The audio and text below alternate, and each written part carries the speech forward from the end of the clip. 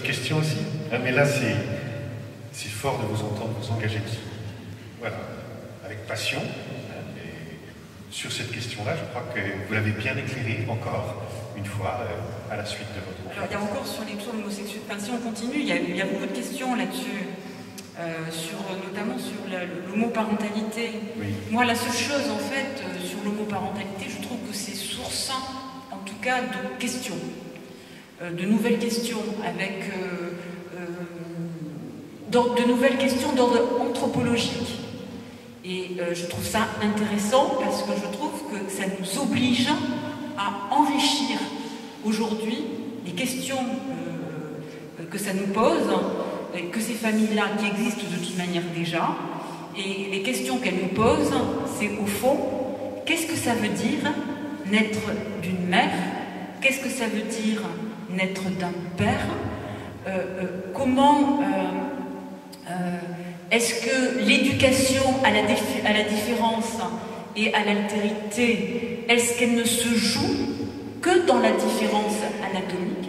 Peut-on malgré tout aussi effacer ce rôle-là de la différence anatomique qui, forcément, dans la représentation de soi et dans la représentation que l'on se fait de sa vie psychique de femme ou d'homme joue, on ne peut pas évacuer, on ne peut pas l'évacuer, on ne peut pas l'effacer. Mais je trouve en tout cas que là, c'est une source de richesse. Voilà. Parce que c'est de nouvelles questions et des questions inédites qui nous sont posées. Et auxquelles on n'a pas forcément de réponse. Et auxquelles on n'a pas forcément de réponse. En tout cas, ce qui est certain, c'est que ça nous oblige à sortir de discours un peu simples, dans les deux sens. Je pense par exemple que de dire un enfant pour grandir, il suffit qu'il ait l'amour de ses parents. C'est un peu dur d'entendre ça, parce que est-ce que tous les enfants qui ont des problèmes et qui, dans les familles hétérosexuelles classiques, est-ce que c'est parce qu'ils ont manqué d'amour? Est-ce que c'est parce qu'on sait très bien que l'amour finalement ne suffit pas? On sait très bien que c'est plus complexe que ça, l'éducation d'un enfant, que dès qu'il y a l'amour, il y a haine, il y a des tas de choses, des tas de rapports, d'enjeux, finalement, faisant que pour bien éduquer un enfant, l'amour seul ne suffit pas. Malheureusement. Oui. Une question aussi qui va dans la complexité, c'est l'exercice en commun de l'autorité parentale.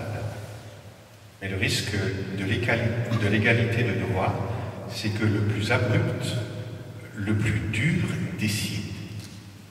Pour les couples séparés qui fréquentent le juge aux affaires familiales, le risque est que le juge devienne un super papa ou une super maman qui choisit l'école, les vacances, etc.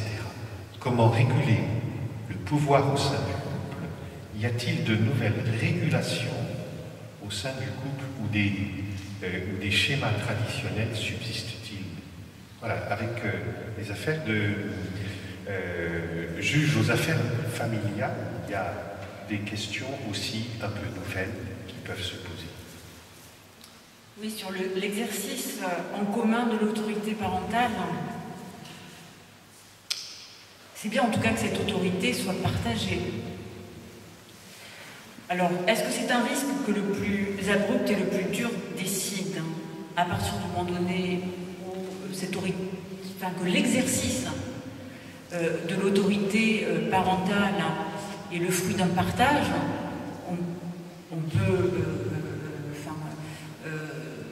On peut penser que c'est du dialogue, même s'il y aura une répartition, mais qu'il n'y aura plus... on sait très bien qu'il y a une répartition, mais que l'autorité du père portera sur certaines activités, que l'autorité de la mère se portera sur d'autres tâches.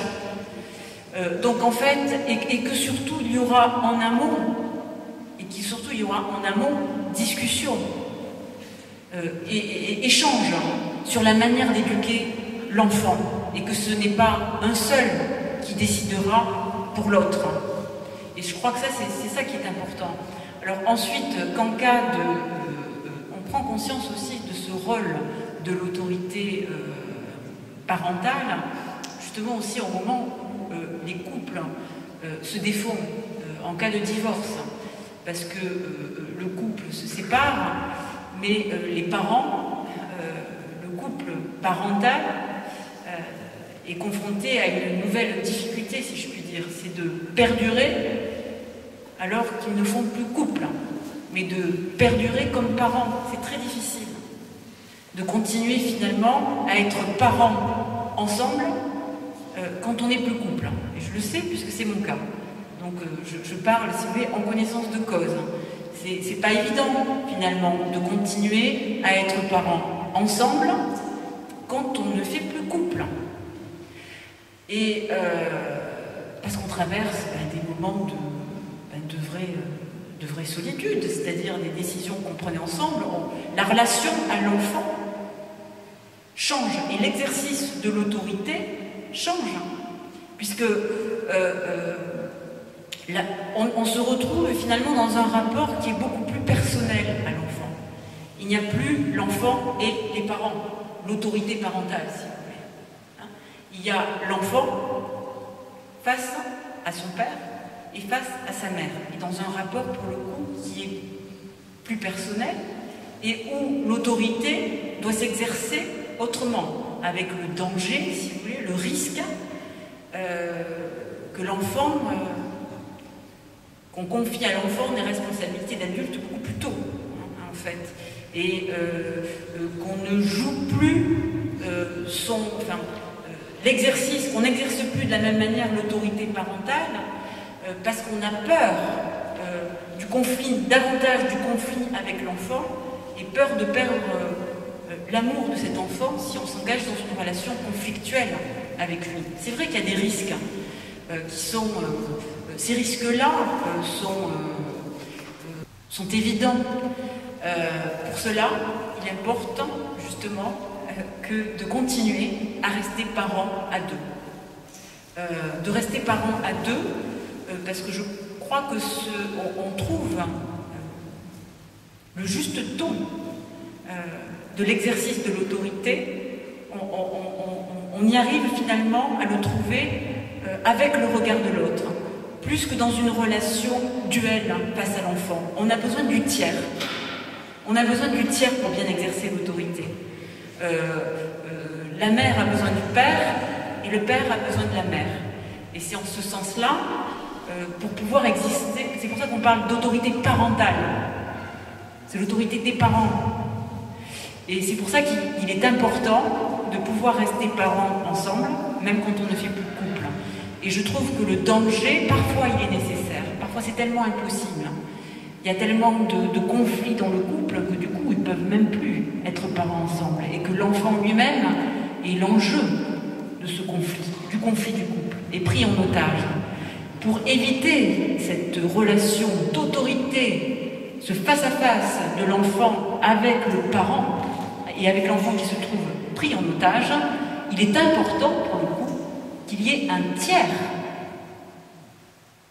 qui se substitue et qui joue ce rôle, de jouer un tiers sous la forme du juge ou sous la forme d'un psychologue pour que cette autorité parentale s'exerce. Encore une fois, je crois que l'autorité parentale, elle a besoin du tiers.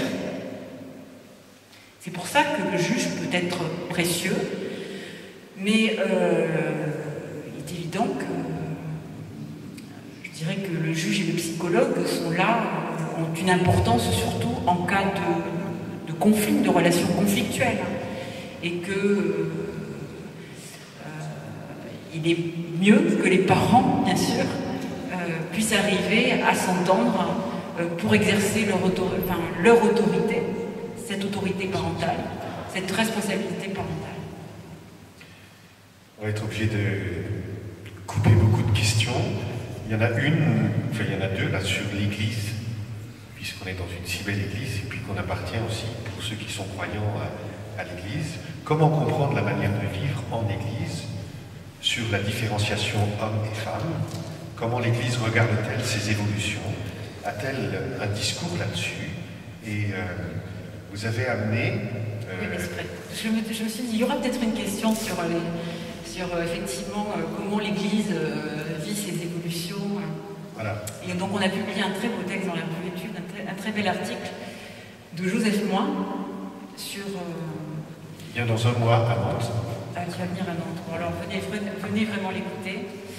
Puisque je cherchais finalement un théologien qui puisse nous aider à réfléchir sur la place des femmes dans l'Église. Puis j'en trouvais aucun qui voulait s'aventurer sur ce terrain-là. Finalement, il a fallu qu'un théologien de l'envergure de Joseph Moin, qui n'a plus, je dirais, rien à perdre, d'une certaine manière, et qui est relativement âgé, qui a 80, mais qui nous tient, plus de 90 ans, 97. Mais qui nous tient un discours, 97 ans, et qui nous tient quand même un discours d'une très grande vitalité et plein d'espérance, je dirais, sur l'avenir et sur la place des femmes dans l'Église. Donc là, je trouve que c'est un très bel article. Alors, en fait, le point de départ, parce que c'était pas facile, mais aussi m'avait dit, mais vous savez, moi je ne suis pas du tout spécialiste de ces questions-là. Mais quand même, ce qui me frappe, c'est qu'effectivement,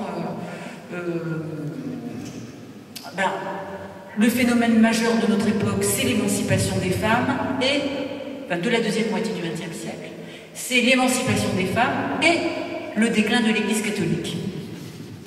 Il me dit, ces deux phénomènes, finalement, est-ce qu'il y a corrélation entre les deux? Et est-ce que si l'Église faisait une autre place, finalement, aux femmes, est-ce qu'elle ne retrouverait pas une autre dynamique? Et j'ai trouvé, en fait, ce point de départ, finalement, assez astucieux. Et je vais pas...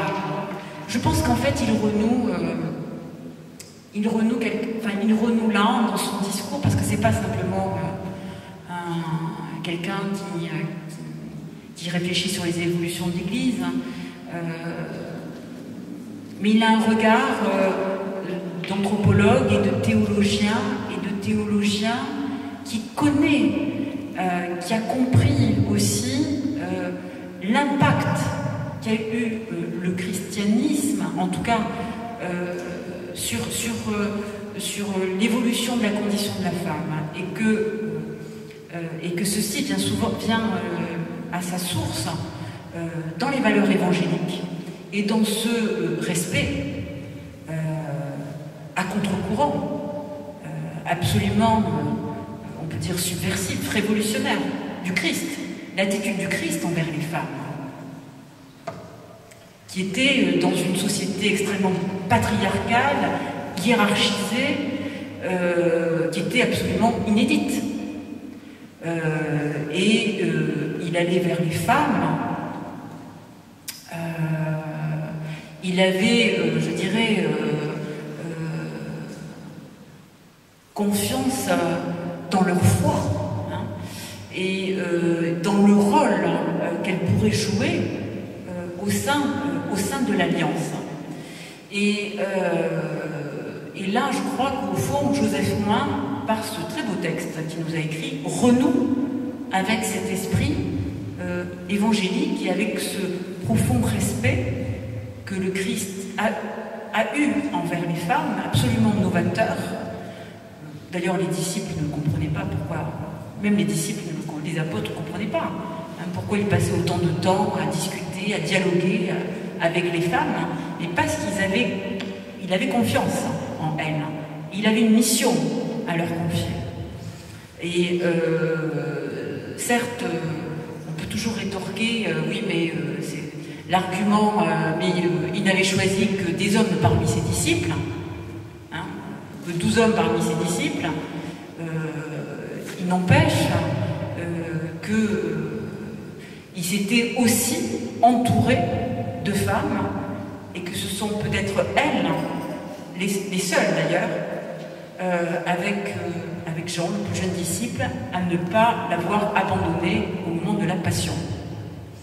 Et c'est l'une d'entre elles aussi qui fut, je pense à Marie-Madeleine, qui fut le premier témoin de la résurrection, donc de la bonne nouvelle. Et je crois que Joseph Moin, revenant finalement sur cette source finalement d'inspiration évangélique, réfléchit aussi sur la place que l'Église catholique aujourd'hui pourrait faire aux femmes en faisant d'elles de vrais partenaires. Et que peut-être, je pense que l'Église effectivement aurait tout à gagner à cela, dans la mesure où autrement elle risque de s'ériger comme le dernier bastion d'une contre-culture. Et elle aurait, je pense, effectivement beaucoup à faire. Elle aurait au contraire tout à gagner à donner l'image d'une collaboration heureuse entre les hommes et les femmes, surtout à une époque qui est de plus en plus gagnée par la peur de l'autre. La peur de l'autre, c'est aussi justement, on a envie de dire à l'Église, et quand je vois ces grandes assemblées d'hommes, c'est vrai, de mâles célibataires, on a envie de leur dire, mais n'ayez pas peur des femmes. Voilà. Jean-Paul II disait, n'ayez pas peur, on a envie de dire, n'ayez pas peur des femmes. Voilà. Je crois que c'est une bonne parole pour les 10 ans qui viennent.